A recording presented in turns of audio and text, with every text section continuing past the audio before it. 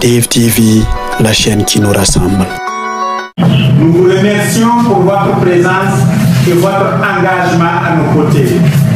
Vive la culture, vive les instruments traditionnels, vive les musiques atypiques de Koudougou. Je vous remercie. Ce vendredi 17 octobre 2025, le comité d'organisation des nuits atypiques de Koudougou, avec à sa tête Koudibi Kuala, fondateur du festival, a rencontré les professionnels des médias au centre d'accueil Abbé Pierre, au quartier Burkina de Koudougou. Objectif, dévoiler les grandes articulations et les activités prévues pour célébrer les 30 ans des nuits atypiques de Koudougou. 30 années, 3 décennies de résilience, de créativité, de passion et d'engagement au service de la culture, de l'expression artistique et du rayonnement du Burkina Faso. En franchissant le cap symbolique, les NAC s'inscrivent définitivement dans la mémoire collective comme l'un des événements culturels majeurs du pays et de la sous-région ouest africaine. J'ai une troupe de... Voilà, vous entendez même des sifflets. C'est des sifflets traditionnels. Il y a le bendré, il y a le lunga, il y a le tam-tam. Et nous avons fait des tournées pendant plus de 40 ans avec ces instruments-là. Et nous avons toujours eu des succès. Et je me suis dit, pourquoi laisser ces instruments-là et puis seulement nous mettre aux instruments occidentaux. Et j'ai dit, ça serait bien qu'on valorise ces instruments-là et que tous les artistes-là qui veulent se lancer dans la vie artistique s'intéressent à leurs instruments traditionnels. Si je suis Mossi, je dois pouvoir quand même connaître ce que c'est qu'un bendré. Je suis Bissa, je dois pouvoir savoir ce que c'est que la guitare Bissa.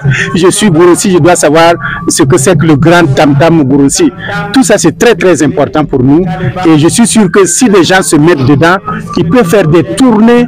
Ils viendront seulement au Burkina pour seulement changer d'habit et repartir. Culture et valorisation des instruments traditionnels est le thème de cette 30e anniversaire des NAC. Un retour aux sources, un hommage vivant à notre riche patrimoine musical. Des instruments comme le balafon, la kora, le tam-tam, le bendré et bien d'autres seront mis à l'honneur.